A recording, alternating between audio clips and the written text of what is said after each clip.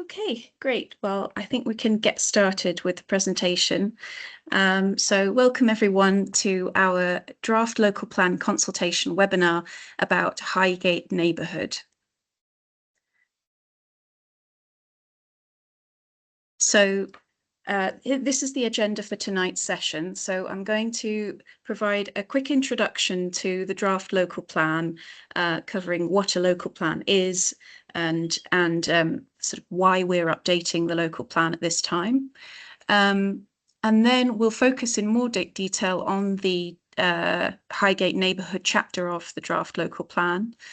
That'll be followed with a reminder of the different ways in which you can provide your feedback to this consultation. And then I won't be able to talk about every point of this chapter in detail. I'll try to do my best to stick to time and provide a high-level summary so that we have enough time for questions at the end of the session. And as you're watching the presentation, if you have a question that comes to mind, you're very welcome to submit that via the Q&A function of this webinar. And my colleague Sophie's on the call. She'll help us to go through those questions in order when we arrive at the Q&A discussion. Or alternatively, once we get to the end of the presentation and we open to questions, if you'd like to raise your hand, then we'll make sure that we get to everybody's questions in order. So, what is the local plan? The local plan is one of the most important documents that the council produces, and it's the main document that Haringey Council uses to determine planning applications in Haringey. So any new development that comes forward in Haringey, once this plan is fully published and adopted, all of those planning requests for planning permission, those planning applications, they'll need to meet the standards and comply with what's set out in this document. So, for example, some of the things that the plan does do includes setting a vision. It sets a long-term vision for the kind of places we want to live, work and spend time in Haringey for the next 15 years. It also plans for future growth and infrastructure needs. So setting out where things should go and what kind of development we need in Haringey. It also allocates land for things like housing, jobs, shops and green spaces. It really has to cover everything you can think of that needs to be considered for planning permission to be granted for a new project. So that includes things like where tall buildings should go in the borough. It also sets targets and requirements for quality standards. So this includes things like our energy efficiency standards for buildings and other measures to help us achieve our climate goals as a borough. And it includes quality policies on design quality and urban character. The plan also helps us to protect heritage sites as well as protecting the natural environment and our green spaces in the borough. Some examples of things that the local plan doesn't do. The plan doesn't fund or deliver new development. It sets a framework for what could be permitted in the borough, and it enables the council to indicate support and preference for the nature of development and where it should be coming forward in the borough, taking a strategic view to how the council and the community want to see new development shaping the future of Haringey. Other things that the plan doesn't do, it doesn't cover the management of council services in themselves, such as, street cleaning, housing tenancies, street parking and low traffic neighbourhoods. It doesn't make decisions on the delivery of schools, hospitals or transport projects, and it doesn't do things like setting council tax or budgets. So why do we need a new local plan? So national planning policy requires all local authorities in England to review their local plan every 5 years to make sure that it's keeping up to date with changes that are happening in the local area, as well as keeping up to date with national planning policy and regional planning policy. So in our case, that's making sure that we're up to date with the latest version of the London plan, as well as national policy. And so those colourful documents on the top right-hand corner of this slide at the moment represent our current adopted local plan, and those documents were produced back in 2017, and quite a bit has changed in Haringey since then. So there have been changes to national planning policy and legislation. There has been a new London plan that was published and now adopted, and Haringey Council also declared a climate emergency during those years.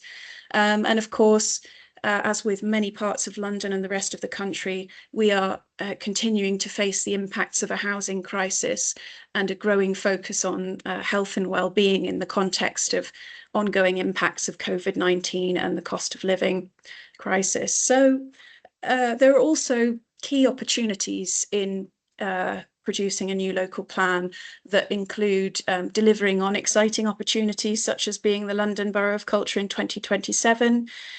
Producing a new plan also gives us the opportunity to try and consolidate what's currently a collection of different planning policy documents and bring them all into one consolidated local plan.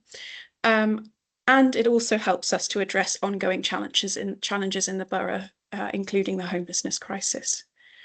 So in terms of where our draft local plan sits in the wider planning policy framework, so any new development in Haringey, once this document is adopted, will still need to meet national planning policy requirements.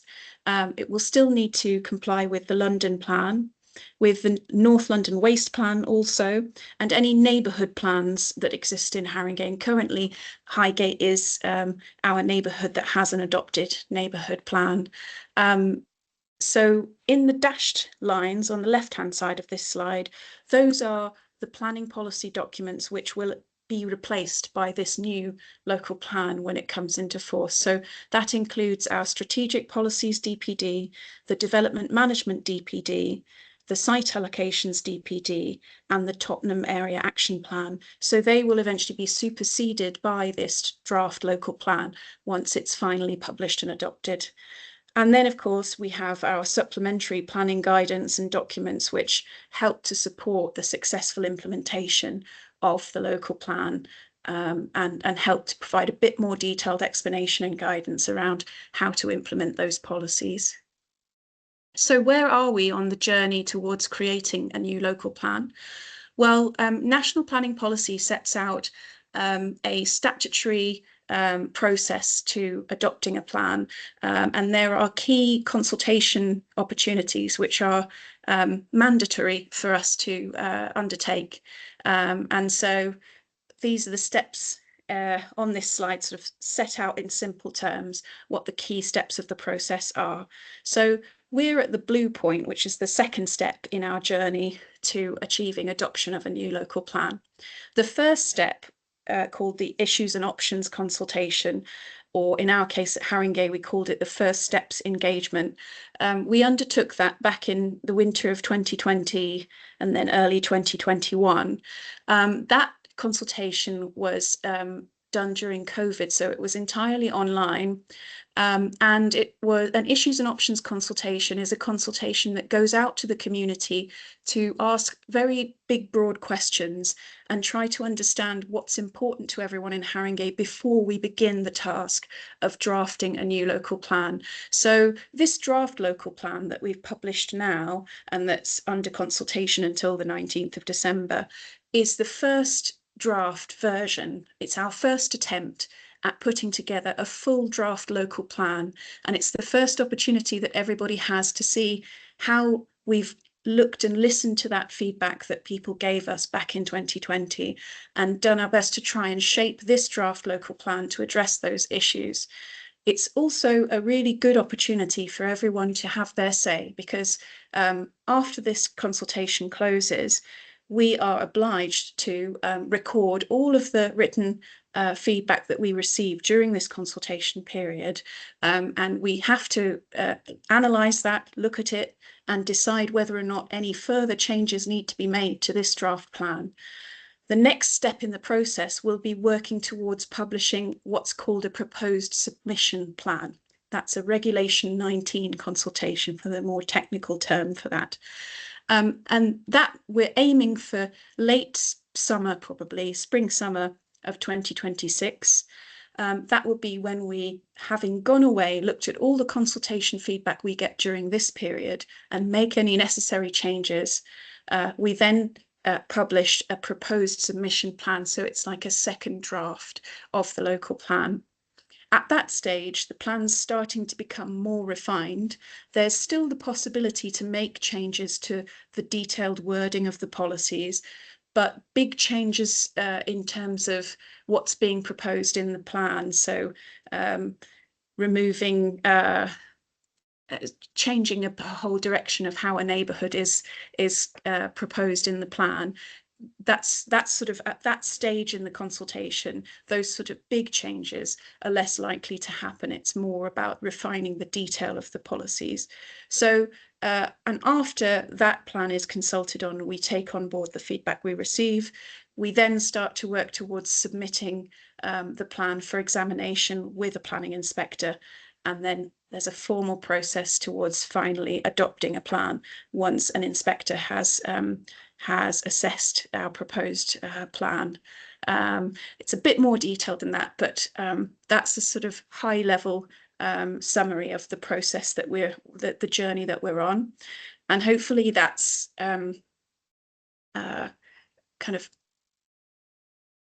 hopefully I've done a good job of explaining why this current consultation is a particularly good opportunity for everyone to have their say at a moment when we can still make bigger changes and shape the draft plan where needed. So how have we structured the draft local plan? Well, it's quite a big document because we need to address everything you can think of relating to new development in the borough. Whilst we've done our best to make it an easy to understand and concise document, it is about 860 pages long in total, which is very normal for a local plan. And so we have structured it and sort of split it into three main parts, or three volumes, if you've had a chance to see the printed version that's available at our libraries. So part one is about the overarching big picture, the spatial vision, our placemaking framework for Haringey, so the general approach to objectives, priorities for placemaking within the borough, and our spatial strategy, which sets out a high-level plan and vision for where development should be happening in the borough, where things should go, including things like homes, jobs, parks, and transport routes. And then we dive into a bit more detail in the policies. So part two sets out a chapter per neighbourhood area of the borough. And for each neighbourhood area, there are more details about proposed site allocations and placemaking focus areas and strategies for those individual neighbourhoods. And then part three sets out our borough-wide policies, we're calling them. So those are planning policies which would apply to any new development happening in Haringey, regardless of the location. So things like our design quality standards, our heritage policies, our policies on climate change and energy efficiency. Tonight we're talking about Highgate. So this falls within part two, our neighbourhood policies section of the draft local plan. And just to say that these slides will be uploaded to our website following on from this session, and I have added a hyperlink to the button on the left hand side there. So the PDF that will be uploaded, you'll be able to click on the Your Neighbourhood icon there, and it will take you directly to the neighbourhood section of the website. So you'll get a shortcut to going straight to the chapter on Highgate, which sets out everything in more detail. And then here we've got a photo of the full printed volume, and we do have, we did make available parts 1, 2, and 3 at every library. I have to say that I'm very sorry, with part 1 it's quite a thinner book, and we've discovered that they have disappeared from some libraries. If you do need to see a paper version of part 1 and you don't find that at the library, please do email us. I've shared the email in the Q&A chat here, and we can send to you either a PDF via email, or we do our best to make a paper version available to you. And so apologies to everyone for that. We sort of done our best, but they've sort of, a few of them have gone for a walk, but part 2 and part 3 are definitely still available in every library. So that's where the bulk of the detail of the policies are in the plan in any case. So this is our spatial strategy map for the borough. One of the ways in which this is quite different to our adopted approach is that in the adopted plan, mostly areas identified for growth or for new development are focused around either Wood Green or Tottenham in the east of the borough, whereas one of the really strong feedback points we received from people at our first steps engagement was a desire for us, even in areas of the borough where there isn't scope for large-scale development because of limited availability of land or perhaps conservation area sensitivities, but there is scope for something on a smaller level to happen. People were very keen for us to try and take a neighbourhood-led approach which looks at all parts of the borough and sets out placemaking priorities for all of our neighbourhoods and town centres. So the map you're looking at here, all of the areas shown in orange are what's known as enhanced areas. So areas where some level of smaller scale development could happen. It wouldn't necessarily be development that completely transforms the existing character of a place. So replacing, for example, a site that had one use previously and then completely changing what's the new use will be on the site. So it would tend to be more smaller scale and just enhancing what's already there. But there are opportunities across all parts of the borough for some scale of development to happen that would then also support some of the public realm improvements that we want to see enhancing our neighbourhoods, so streets and public places as part of that. And then the purple areas that you can see are still focused around Wood Green, some parts of Green Lanes, and then we have some in Tottenham there. Those are transform sites, so they are identified as being larger sites which have more potential for a new master plan development, or in some cases, new tall buildings. So these are our 11 neighbourhoods in Haringey. They were identified actually in our characterisation study in 2015. They are not new political or statutory boundaries. They're not ward boundaries. They're purely to just help us structure the plan in a way that is recognisable to people and to help us take a sort of neighbourhood-led approach. So that's why you'll notice on most of the other maps, we don't usually show a hard boundary or hard edge to these neighbourhoods because we don't want to confuse people. We just need a way of being able to talk about Highgate in general as an area, for example, or Crouch End, or whichever neighbourhood it may be. So how are the neighbourhood chapters of the plan structured? Well, every neighbourhood in the chapter starts out with a map that shows all of the areas for, we're calling them placemaking focus areas in the borough. So on this slide, this example is a Tottenham Hale map. So the map on the left shows there are 1, 2, 3, 4 placemaking focus areas in this neighbourhood, Tottenham Hale.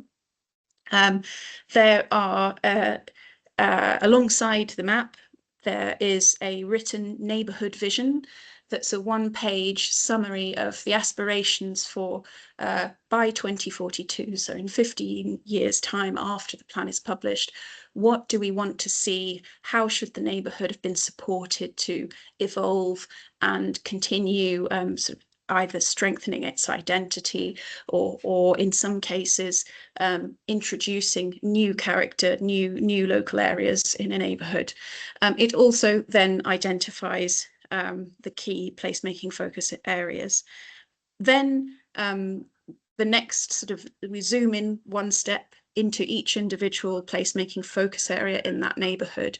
So this example is placemaking focus area number 1 in Tottenham Hale. So within this placemaking focus area, you'll see there are several red line boundary maps. One of the advantages of taking a placemaking-led approach to these policies is it gives us the ability to think beyond the red line boundary of one parcel of land that might be owned by one person, or might sort of represent one use that's happening currently in that location. And think about the public spaces in between and the relationship between these different sites as sort of one larger zone or area. This is one way in which we can hopefully support better quality public realm and public spaces and streets in our borough, because this is often one of the challenges of the way in which development happens, and it's often focusing just on the one individual site and not always able to think about the spaces in between. And the council's in a really good position to help facilitate thinking about things in a holistic, joined up way. So that's what we're trying to achieve by defining these placemaking focus areas. And in the neighbourhood chapter, alongside the map of that placemaking focus area, there's a written description of what the key objectives are, the key strategy for that placemaking focus area in general. It also includes initiatives to support placemaking and identifies which site allocations are within that zone. And then you will have within the neighbourhood chapter each individual site allocation. So in this example, this is THSA01 in the placemaking focus area. So it's the area of that placemaking focus area to the south. This is one site allocation, one proposed site allocation for that area. And that, those of you who've looked at site allocations before in our current local plan, that should look a bit more familiar. That gives a very defined red line plan boundary. We can see the footprint of the buildings there and the street names. And then there's a written description which includes all of the detailed information about the existing site, what kind of uses are currently there. And it also sets out what's being proposed as appropriate future uses on the site. It also provides an indication of if there are new homes or if there is new workspace that's being proposed to be delivered on that site in future. There are indicative numbers included on each of those site allocations. There are also important considerations around the future design of development in those locations, such as on a certain site, for example, it might be that there are some mature trees along one boundary, and so the site allocation hopefully has picked up on that and has written in the description, those mature trees along that boundary should be protected. Or, for example, there might be a site where at one corner of the site it's more appropriate to step up higher, and then at the other side of the site there's a more sensitive existing context, or perhaps the buildings next to that site are lower in scale, they're smaller in scale. So in the site allocation descriptions, those sort of indications to help guide applicants and officers, those sort of details, we've got them in there in those draft site allocations. So on to Highgate neighbourhood. So back in 2020, when we did our first steps consultation, we had lots of feedback at that consultation, and some of the key points about Highgate specifically that we were told included there was strong support for independent businesses and encouragement that we should resist conversions from town centre uses to residential use on Archway Road. There were calls for better east-west public transport connections between Highgate and Crouch End, and also across to Hampstead. And then we were also received a lot of feedback about the importance of the historic environment in Highgate, and concern that we should make sure that the plan preserves and enhances the historic environment in Highgate. There was also a strong emphasis in feedback on protecting local biodiversity and green corridors. And we were told that more affordable housing is important, and people were supportive of that being delivered in Highgate, and particularly some comments about potential to provide more to the north of Archway Road. So the vision for the neighbourhood sets out that in 2042, Highgate will have strengthened its identity as a culturally and architecturally rich neighbourhood with a village feel, nestled within surrounding green and open spaces. The vision also sets out the importance of buildings making a positive contribution to the historic character of the area, and that this historic character should be well preserved still in 2042. It also sets out that Highgate will continue to be a vibrant place with a strong sense of community and well-supported independent businesses that meet the everyday needs of local people. So in terms of the neighbourhood policy, some of the key points that are included in the policy are that the plan should deliver at least 400 new homes across the neighbourhood and an uplift in jobs. The rich built heritage of Highgate should be preserved and enhanced. We should resist ground floor conversions in Highgate's local centres. We should reinforce Highgate's green character, supporting a biodiverse, well-designed and well-managed network of public realm network. Ecological corridors should be expanded, and connectivity for pedestrians and cyclists should be improved, especially improving the east-west connections between Highgate and Crouch End. This map sets out the 3 placemaking focus areas that have been identified in Highgate. All of them are identified as enhance areas rather than transform areas. So a scale of development that is about enhancing the existing character rather than something that transforms and changes the character of those locations. So we have one at Highgate Village, one at Archway Road North, and the 3rd placemaking focus area is around Highgate Station.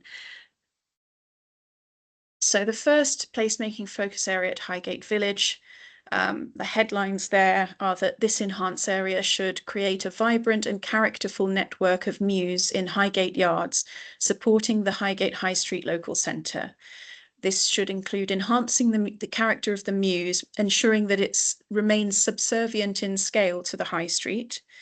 The policy supports continuous active frontages and inclusive access to local shopping parades. And then also it supports retaining and restoring traditional shop fronts. The policy also sets out the importance of working collaboratively with local stakeholders and with Highgate School to improve access to green space and community uses, because as you'll see, the placemaking focus area, this one does also extend and include some of Highgate School's sites there at the end of the High Street, as well as capturing Highgate Bowl and then the Highgate Yards there. And also improving public access to Highgate Bowl. That's another key objective of this placemaking focus area. So just a reminder, a quick view on Google Maps to help with locating where we are. The orange bubble is the enhance area, and the red areas are all site allocations, which can be read in more detail on our website, and I'll provide the links to those in a moment. So placemaking focus area 2, Archway Road North. Some of the key points here are that the plan will support more pedestrian friendly and connected local centres at Aylmer Parade and on Archway Road that are less car dominated. We'll also support preserving and enhancing historic character, so making sure that high quality traditional shop fronts are kept at ground floor, resisting conversions and restoring the historic urban grain of Aylmer Road and Archway Road, so filling in the gaps and supporting more traditional shop fronts along those shopping parades and roads. And then finally supporting safer walking and cycling, so taking the opportunity to improve crossings, recognising especially the busy thoroughfare on Archway Road, and creating new public spaces as part of new development in this area. So you'll see here that it's the gyratory and then extending up Aylmer Road and including Aylmer Parade all falls within this enhanced area. And we have also included a depot site that is owned by TfL. Earlier on in development of this draft plan, that came forward from TfL as a potential new development site, but they have withdrawn it, unfortunately. So we do still see that that could have potential in future, but at the moment TfL need it for their operational needs, so it's not been included as a site allocation this time around. And here we are with a Google map view, just a reminder of what this placemaking focus area covers. So yes, including the petrol station in the middle there, it's part of that site allocation, HGSA04 in the middle of this placemaking focus area. And then at the end there on Aylmer Road, HGSA05, that is a vacant site that's come up in the call for sites, and it's a gap in the road. So there is potential for some new development happening on that site, as long as it's done in a way that's sensitive to the existing street and urban grain, and of course retaining any existing mature trees to the south of that site. So finally, placemaking focus area 3 around Highgate Station. So here the draft plan sets out that we will support engaging proactively and collaboratively with local stakeholders. So that includes the Neighbourhood Forum and Highgate Society, and also local businesses, in order to improve access to Highgate Station, to create new accessible public spaces for community and educational uses adjacent to the station, and to take a conservation-led approach to the restoration of the Highgate Station site. Other important points in this site allocation and placemaking focus area include improving connectivity and biodiversity. There is a point about ensuring that secure cycle parking hubs are provided adjacent to the station. Important for us to preserve the ecological corridor and the potential to extend the Parkland Walk and connect into Highgate Wood. So here we are, this placemaking focus area. There's also the Gonemans Antique site allocation just to the south there, HGSA07. So that is one of the site allocations in the plan, and potential for some public realm improvements on the street corner there as part of a new modest scale development is what we have in that site allocation. And then I should have put a little marker here for Jackson's Lane Arts Centre, but that's of course just on the opposite, across the crossing from Highgate Station, and they are listed as an important stakeholder for anybody who's putting in a planning application to bring forward some of these sites. They would need to also engage with Jackson's Lane Arts Centre as part of the process. So there isn't enough time for me to go through each site allocation tonight, but this is the full list of all the site allocations that are proposed in the draft plan for Highgate. And these are actually all hyperlinks also.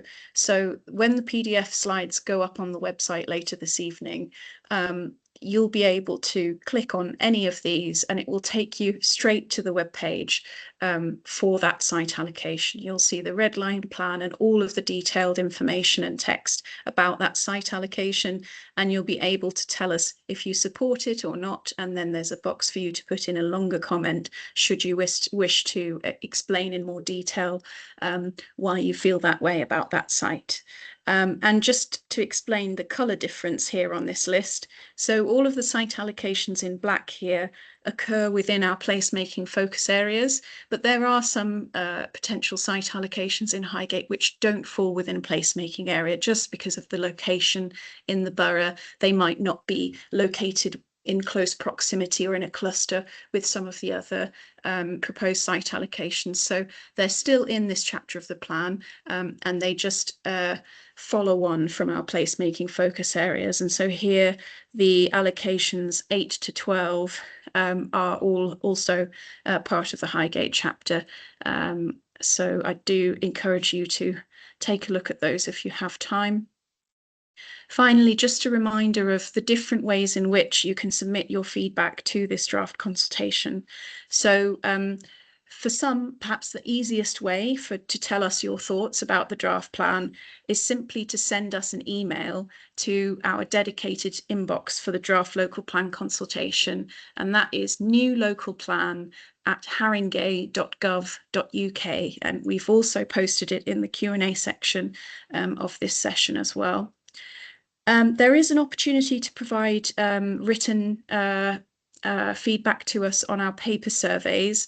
Those are available at our in-person drop-in sessions that we still have quite a few happening over the next week or two. And I do encourage you to check out our events page on our website. The link is in the Q&A chat for this webinar. So yes, please do come along to any of our drop-in sessions. And if you'd prefer to fill in a paper version of the survey, you're very welcome to do so. And then finally, the website itself does facilitate sort of going on or coming onto the website, looking in more detail at the section you're interested in. And there is always an option at the end of the page to complete a very simple survey to let us know your thoughts that way. And so just a reminder that the consultation closes on the Friday, the 19th of December. So that's when we need responses back by. And then, yes, just this, I thought it might be useful to include a list here in the slides of all our upcoming in-person events that we've got taking place over the next few days. I will be at some of these events. One that I'm definitely going to be at on the list is the Muswell Hill Library drop-in next Monday. So for those of you who are able to join us for that session, I shall see you there. And then our whole team are delivering all of these drop-ins and in-person events across the borough over the next few days.